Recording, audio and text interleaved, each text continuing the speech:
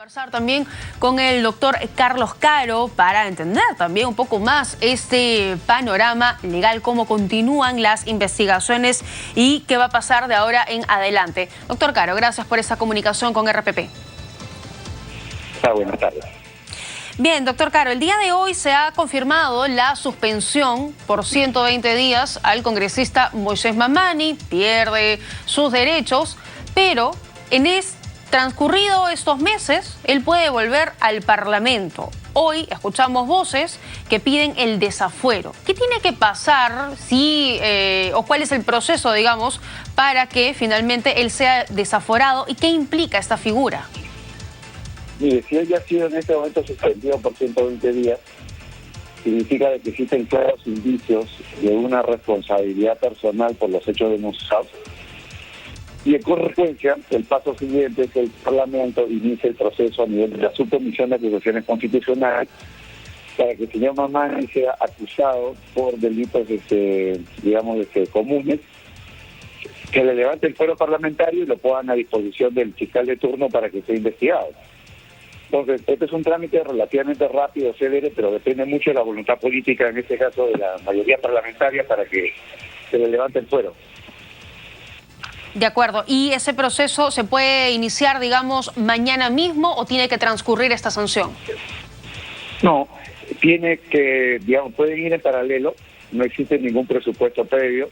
Lo único que tiene que haber es la voluntad política de someter el caso a la decisión o a la votación parlamentaria, levantamiento del fuero parlamentario y pasa a ser un ciudadano más a disposición de la justicia para ser juzgado por lo que ha sucedido. Entonces, en verdad es un tema de un trámite muy célere, muy sencillo.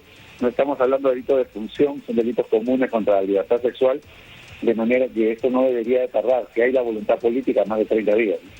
Eso, doctor Caro, usted habla de no es un delito de función, es un delito común.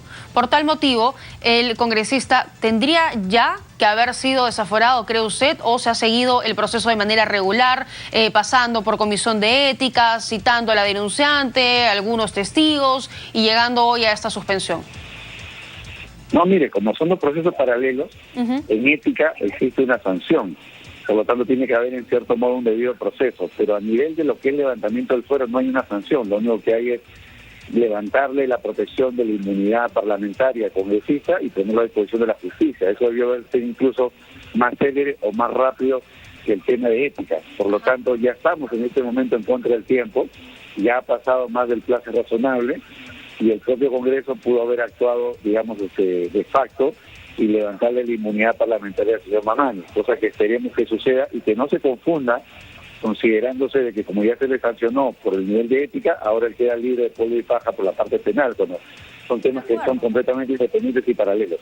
De acuerdo, porque al mismo tiempo se está siguiendo la investigación en el Ministerio Público, que pues en un plazo tal vez menor al de 120 días, no lo sabemos, podría determinar que podría ya, pues no, acusarlos si reúne todas las pruebas, si va el caso, y podría pedir que finalmente él cumpla con la sanción que le corresponde. Bueno, eso le corresponderá al Poder Judicial. Claro, porque en este caso lo que tenemos es un delito de atentado contra el deudor, de lo que ha sucedido, y el fiscal en un plazo de esa naturaleza, porque estamos hablando de un caso muy simple, un caso de flagrancia, podría incluso llegar a formular acusación, pero siempre el punto de partida es el levantamiento del fuero parlamentario. Y eso es un tema de voluntad legislativa, voluntad política, digamos, ¿no? Entonces, sin esa voluntad no puede actuar la Fiscalía. La Fiscalía puede citar al señor Mamani a lo más como testigo, pero no nos puede imputar si que no le levantan el fuero.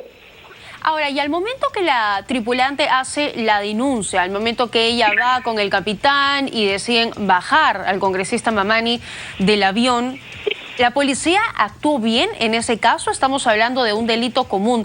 ¿Tendría que haber actuado de otra manera o porque es un parlamentario simplemente ocurrió lo que ya conocemos?